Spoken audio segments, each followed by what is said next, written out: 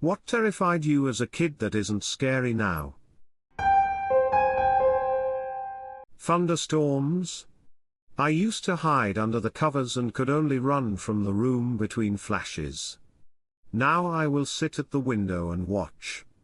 I love a good thunderstorm now. All it took was a very weird, 9-ish-year-old me to stand at the window during a big storm and yell things like, "Is that all you've got?" Yeah, kinda like Lieutenant Dan, but before I ever saw Forrest Gump. My bedroom as a kid was a den converted into a bedroom/laundry room, and one wall was covered in a black mirror with gold paint flecks, very 70s. But at night the shadows combined with the dark glass and paint made me imagine faces, figures, etc. It really scared me, and I would line up my stuffed animals along my bed to protect me. A straight row of fully grown trees. Grew up in the desert. Trees were around but not packed densely and were mostly palo verde trees or palm trees. But there was a row of trees that looked like what I consider most would imagine typical trees look like. And that one row of trees was also in close proximity to a large prison. My brother told me that's where Mr. Boogedy lived and where the escaped murderers would hide when they'd break out of prison. Oh yeah, did I mention we had a guy break out of prison and murder the town librarian when I was a kid? So, yeah? Tree lines. Edited to add. In my haste last night I did not go and fact-check my childhood memories. I had conflated escaped inmates and the librarian murder into the same story. It's not. What I was confused about was the memory of my dad picking me up on my walk home from school. Normally I would walk past the library, because he knew that the search for the murderer of the librarian was ongoing. And there were a few times we locked down the school, and the rumor mill was that there was a prisoner escape. I have no idea on how I could verify that or not. Although, there have been prisoners that have taken correctional officers as hostages and a librarian at the prison as a hostage in attempts to escape. A bee landed on me while I was outside today. I just stayed calm and didn't move much, and he went along on his way. Meanwhile, wasps. I'm still terrified of wasps. I've only been stung once. It was by a bee in 4th grade when I was sitting down listening to the teacher. I wasn't moving in the slightest, but that little fuck still stung me. Over a decade later I'm still terrified of them. And is incredibly blasé about wasps and bees, as in, to a fault. We had a wasp nest in our garden one summer. It was a terraced garden and they tucked themselves inside a hole on the ground of the 2nd level. So, my dad, in his infinite wisdom, decided to get the handheld hoover and suck those little bastards up. Naturally, the wasps didn't like that too much. Those not sucked up into the swirling vortex of death, swarmed out of the nest and stung his legs to bits in an angry fury. That was the summer he learned he'd developed an allergy to wasp stings. He limped around for about a week in sandals with his swollen feet straining to break through the straps, and fat, watery blisters the size of oranges adorning his calves and knees. A nice mental picture, I know. The next time another evil horde invaded our garden, you know what he said? Time to hoover them up. We didn't let him. My mum gave me advice as a kid that if a wasp comes near you, rather than run away, you should just stay very still. So, the next time a wasp buzzed round me I did as she said. It then very kindly flew onto my face and decided to take a stroll. It flew off, then back again and continued having a nice dance across my vulnerably exposed flesh. Meanwhile, I was terrified, eyes closed and breathing as quietly as I possibly could to avoid inciting its anger, but there's only so long you can stand a murder fly crawling across you with the promise of impending pain, so the 3rd time it blessedly left my face and continued to buzz around my head, I ran away open-mouthed and screaming, shot into my house and slammed the door. It was much more effective, and is the method I continue to use to this day. No one will ever dissuade me otherwise. Edit, bonus story. My dad is the exact opposite of me. A snake would come out of the toilet and bite me while I was sitting on it. Especially in the middle of the night. I still check. I'm 32.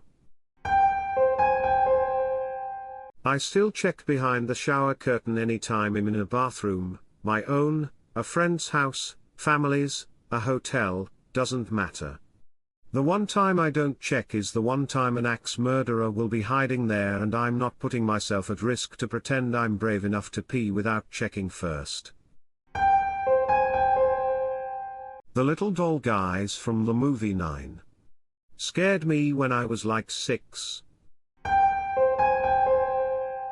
Love that movie. I've never finished it. What's it even about? The short version is, a dictator makes a scientist create a robot that he uses to create more robots to fight for him.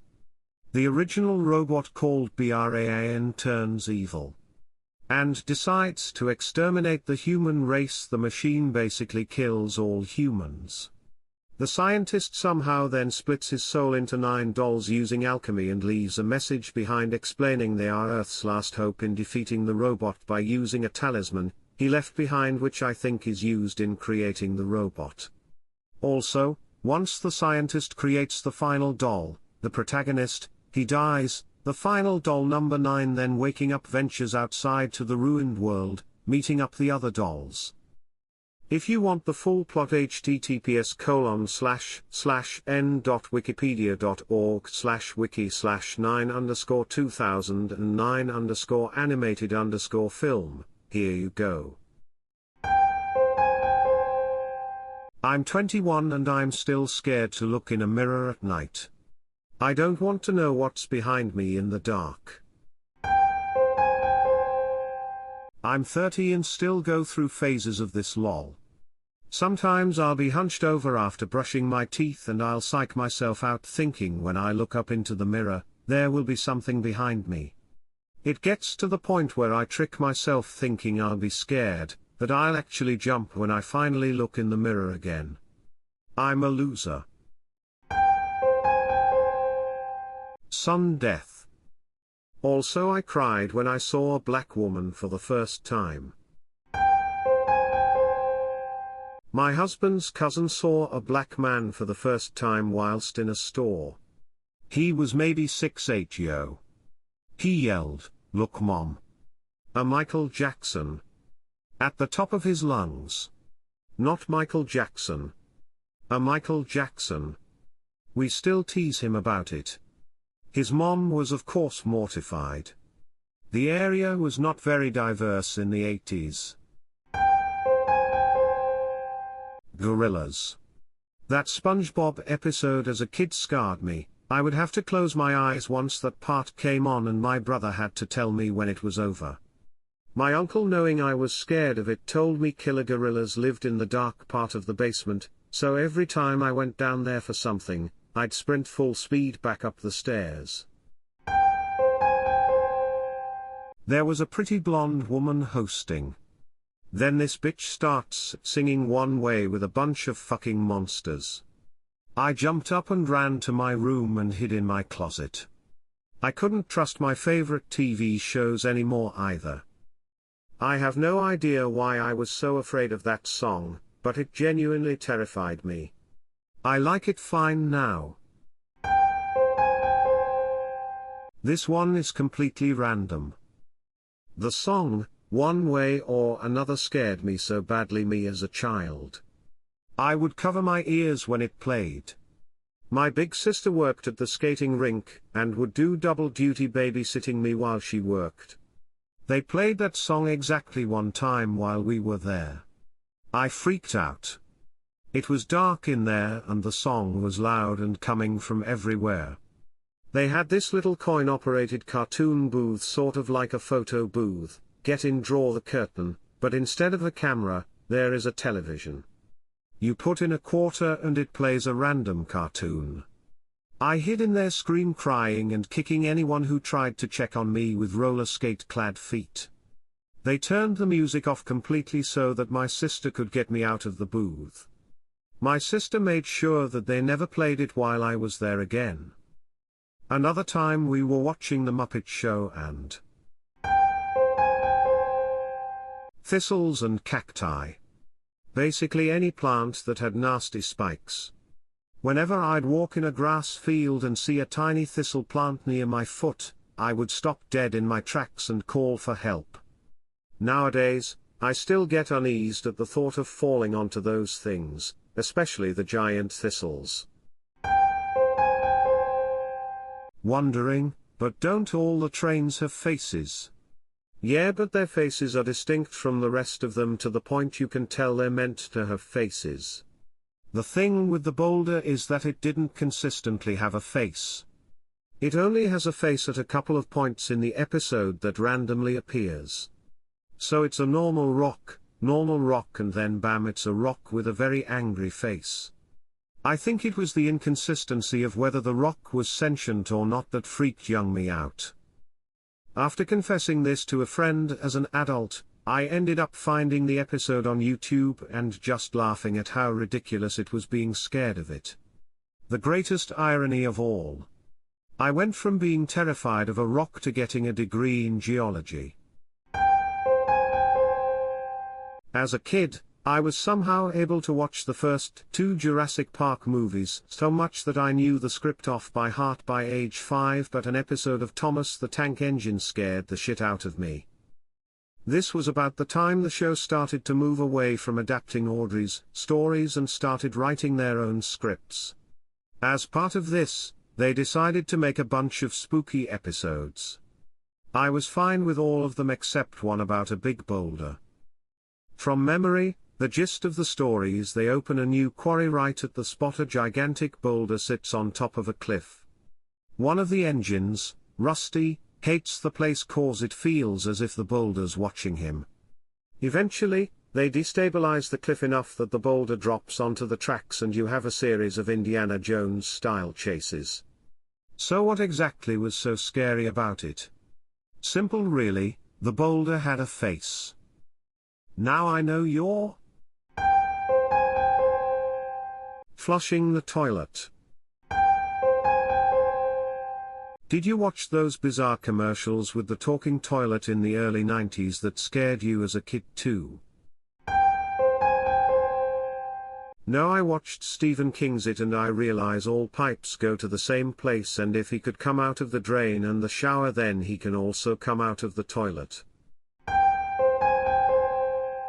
Oh shit, dude.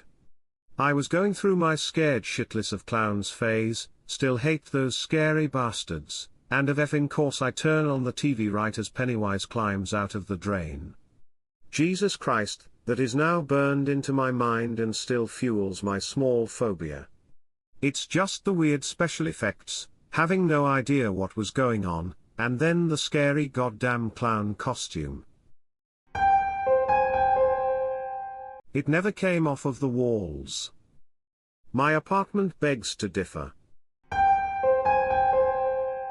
If you give me your Tesla, I'll repaint it XD. On a serious note though, you should wrap the Tesla. Wrapping is not that expensive and you'll never have issues with paint after you do it. Edit, I watched too many Tesla videos even though I'll never be able to afford one. My grandmother's wallpaper at night. My grandmother had an old wooden wardrobe and the pattern of the wood grain looked like a face. Did not like staying there. She also had a Virgin Mary statue that glowed in the dark. My brother hated it despite my gran trying to explain it's Jesus's mum and she's not an evil ghost or something. My mom. She's not dead, but she's disabled now and much less intimidating. Same with my grandfather.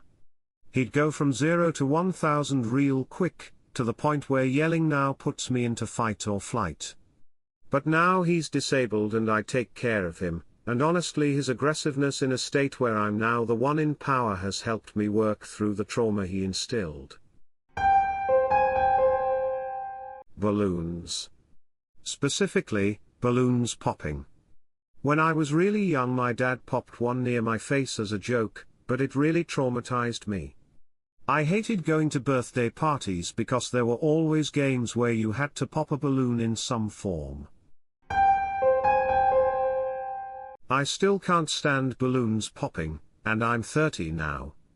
I've never liked sudden loud sounds that make me jump. I'm okay with planned fireworks like the ones at Disneyland and 4th of July firework events planned by my city because they're expected and on schedule. My grandparents live near Disneyland and when I used to come over all the time, at 9 p.m. you could see the Disney fireworks from her balcony, and even though they're loud you know when to expect them so you can prepare and put in earplugs before they go off, but balloon popping are unpredictable and you can't even expect them. The dark, just kidding, I'm still a little bitch. I had to sleep with a nightlight or hall light or TV on my whole life. Then I just stopped. And now it can never be dark enough. I love hotels. Dude, same. I don't sleep near as well if I don't have absolute darkness, AC turned down way low and my fan 4 feet from my face lol. I love hotels as well. One of my favorite things to do. Sometimes I'll get a room in my own town just to sleep in one for a night or two. Good times. The opposite for me actually. I wasn't scared of death then because I didn't understand it, but now I do. For me the fear isn't about the pain, it's just that someday I just won't exist. It could happen unexpectedly, or I could be expecting it, but just thinking about ceasing to exist scares me. I'm 30 and yeah, it terrifies me too. That's just it. It's over. Forever. Darkness. Not even darkness, just nothing. For the rest of eternity. Fuck. Yep, that's it right there. I hate it. And the argument, well, you didn't exist for 14 billion years beforehand and didn't mind, doesn't help because there's no reference for that. Like I'm living now and then I won't. It's just very different from before life to me. Like I didn't exist and then I did. But dying. No coming back. And it's fucking forever.